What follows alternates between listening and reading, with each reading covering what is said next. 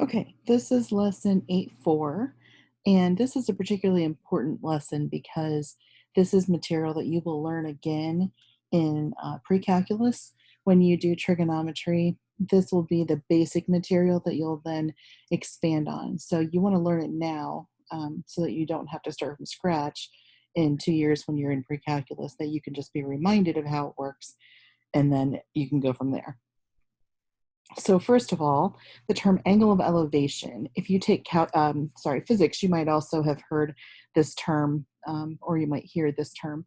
Angle of elevation is the angle formed between a horizontal line,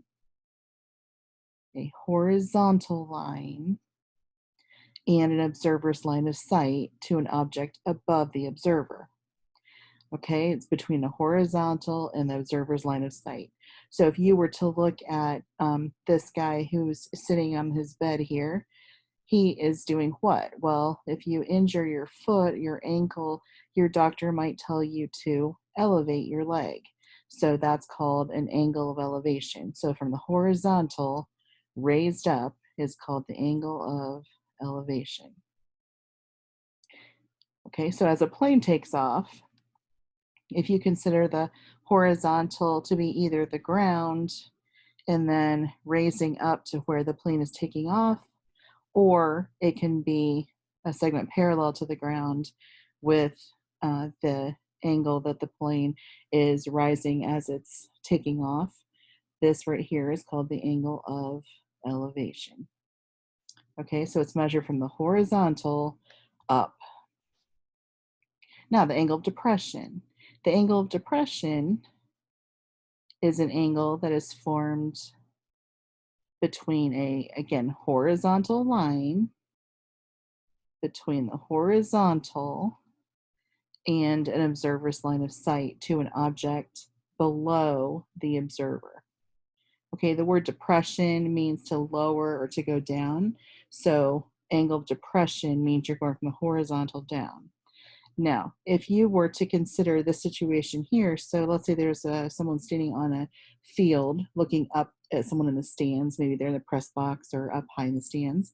The person who's on the field is looking up at the person in the stands with an angle of elevation of a certain amount. Okay, so that angle measure is the angle of elevation from horizontal looking up. The person who's up in the stands is from the horizontal looking down, seeing that person on the field at the same angle. So looking straight out, dropping his eyes or her eyes down to look at the person on the field. The person on the field is looking straight out horizontally and raises their eyes up to look at the person in the box or in the stands. And those are going to be the same.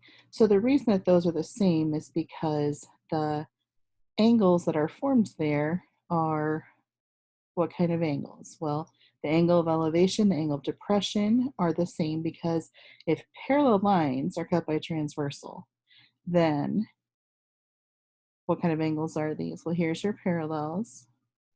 That's creating alternate interior angles that are congruent. If parallel lines are cut by transversal, then alternate interior angles are congruent. Okay, so we have a few examples here. So mark a 30-degree angle of elevation on the diagram. So on this picture, if you were to stand down here, look horizontal, raise your eyes up, you would be considering that angle right there to be the angle of elevation. Okay, so this is your angle of elevation. 50-degree angle of depression. Now, if you're looking through an angle of depression, that means that you're up somewhere high looking down at something that's lower than you. So it could be like a cat who's up in a tree, or it could be someone who's up in a building looking at someone on the ground. So you're up on a ladder looking down at somebody on the ground below you, whatever. Okay, so if it's an angle of depression, remember it has to be from the horizontal, always from the horizontal. That means that if you're up here looking down at somebody who's down here, your angle has to be measured from the horizontal. So we're going to look at The horizontal there, we're going to draw out, and then that would form one side of your angle, and then this is the other side of your angle. So this angle right here is the angle of depression. Now, it's super, super important that you understand, again, that the angle of depression of somebody from up high is going to be the same as the angle of elevation for the person who's down here on the ground. So those two angle measures should be the same. So if this is like 30 degrees here, a 30-degree angle of depression, this should be a 30-degree angle of elevation. Okay, they're alternate interior angles, and the lines are both, and it's measured from the horizontal, those are parallel lines. So the alternate interior angles have to be congruent. Now, what you have to watch out for, it is never, ever, ever going to be this angle up here that you're talking about when you are given an angle of depression. If I wanted to describe that angle, I'd have to talk about it being, maybe it's like a ladder leaning against a building, and this is the angle formed between the ladder and the building. I can't say angle of depression because angle of depression would refer to this angle out here. Okay, why is this not an angle of depression? Because this is vertical, not horizontal. That's measured with the vertical and the observer's line of sight. So it'll never be on the inside of the triangle there up at the top. Okay, so angle of elevation or depression. Well, this is someone who's down low, looking out, raise their eyes up. This is an angle of elevation. Okay, how about the last one? So this is a person who is standing up like on a pier or a dock or something, looking down at something below, like in the water, for example, or maybe it's like a canyon or something. So they're looking straight out, drop their eyes to something below them, and that is an angle of depression. Okay, again, it is not the angle inside of here. It is the angle that is actually on the outside of the triangle that would be congruent to the angle of elevation of someone who's down below looking up at the person in the top. Okay, so those are basic ideas for angle of elevation and depression. All right, now some examples. These are word problems, but don't freak out because they're not really difficult word problems in terms of how you normally think of, like, oh geez, word problems are so hard. You basically have to just figure out how to draw a picture, and then you use your picture to do trigonometry. So we're pretty good at doing trig from just generic right triangles. So the hard part of the problem here is to get the diagram drawn correctly.